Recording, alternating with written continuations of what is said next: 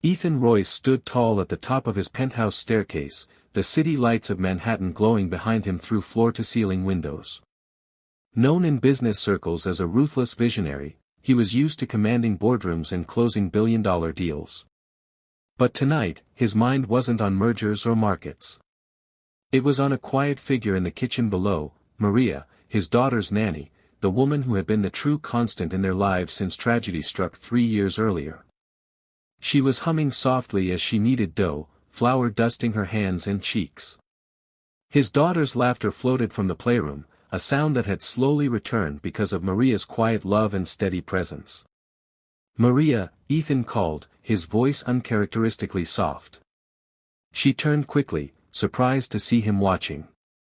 "Yes, Mr. Royce." He walked down slowly, his sharp suit an odd contrast to her apron. "Would you come to the company gala with me tonight?" She blinked. "Me? You've given so much to this family. I want you there, with us." Maria hesitated, unsure if he meant it or if it was some awkward expression of gratitude. But when she looked into his eyes, she saw sincerity, not duty, not pity, but a genuine respect that caught her off guard. No one had ever asked her to step into the light before. And certainly not someone like Ethan Royce. That night, a door opened. Not to a ballroom, but to something far greater. The grand ballroom shimmered with crystal chandeliers and the soft clink of champagne flutes. The elite of New York's corporate world floated across marble floors in designer gowns and tailored tuxedos. Every movement was rehearsed, every smile polished. But when Ethan Royce entered with Maria on his arm, the air shifted. She wore a simple navy gown he'd arranged for her, modest, elegant, not designed to dazzle but to respect her essence. Her hair, usually tied back for chores, was softly curled, and her eyes scanned the room with cautious grace. Beside her, Ethan stood with quiet pride, his hand never leaving her back. But the whispers began instantly. "Is that the nanny?" someone muttered near the bar. "I thought he'd bring a model, not her. She's sweet, but this is a power gala." Maria felt it. The sideways glances. The half-smiles. She clutched her small purse tightly, heart racing. This wasn't her world. She had no boardroom credentials, no Ivy League charm. She was a caregiver, a cook, a comforter. What was she doing here? Ethan leaned in. "Ignore them. You belong here more than half the people in this room." She looked up at him, startled again by his unwavering calm. He wasn't embarrassed. He wasn't trying to prove a point.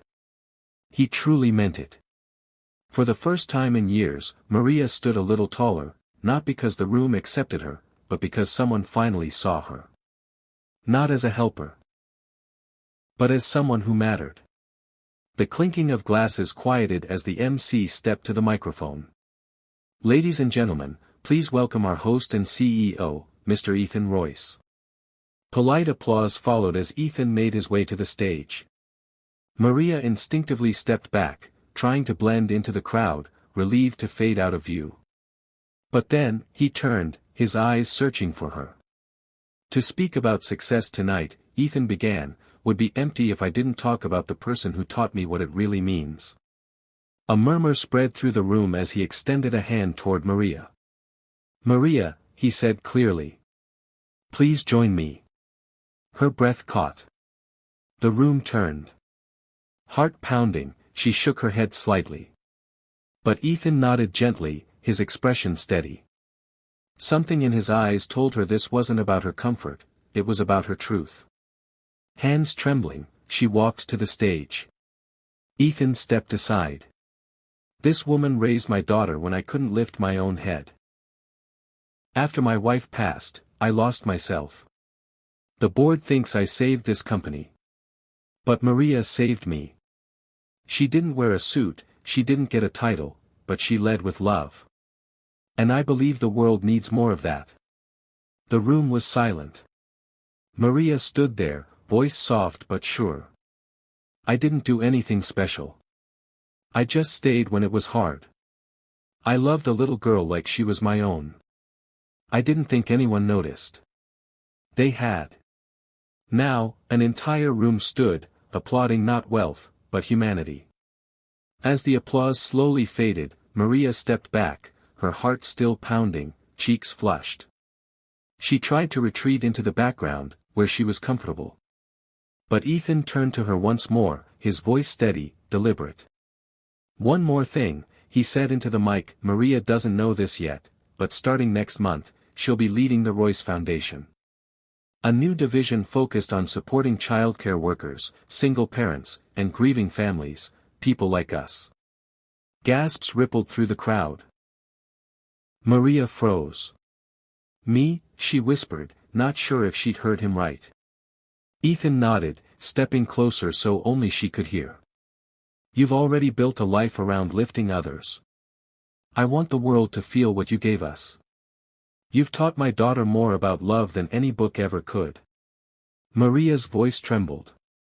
"I didn't finish college. I've never led anything." "You led us," he said softly. "And that's all the qualification I'll ever need." Tears brimmed in her eyes. She had always seen herself as just the help. The person in the corner. The one who made things easier for everyone else, quietly, invisibly. But tonight, someone handed her a key.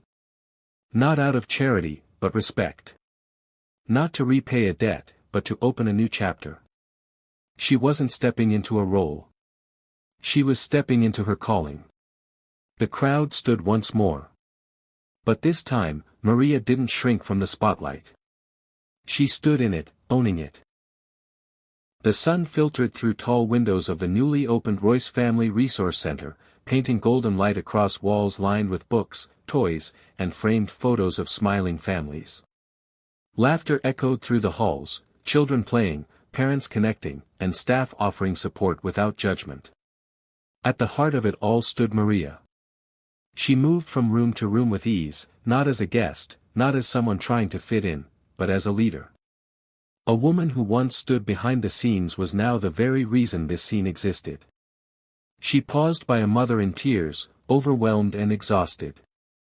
Maria knelt, gently holding her hand. "I used to think I was alone too," she whispered. "But you're not. You never have to be."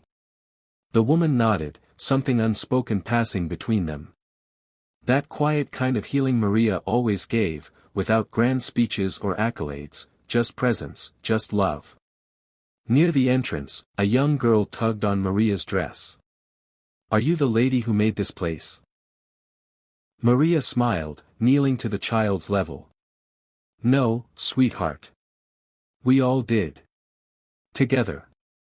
Outside, Ethan stood with his daughter, watching. She held his hand, eyes glowing with admiration. "Dad," she whispered, "Maria's like a superhero." Ethan nodded. She always was. The world just finally caught up. In a city that worshipped success, it was kindness, steady, patient, unseen, that changed everything. And as Maria looked out over the community she helped build, she realized the greatest legacies aren't built in boardrooms. They're built in hearts.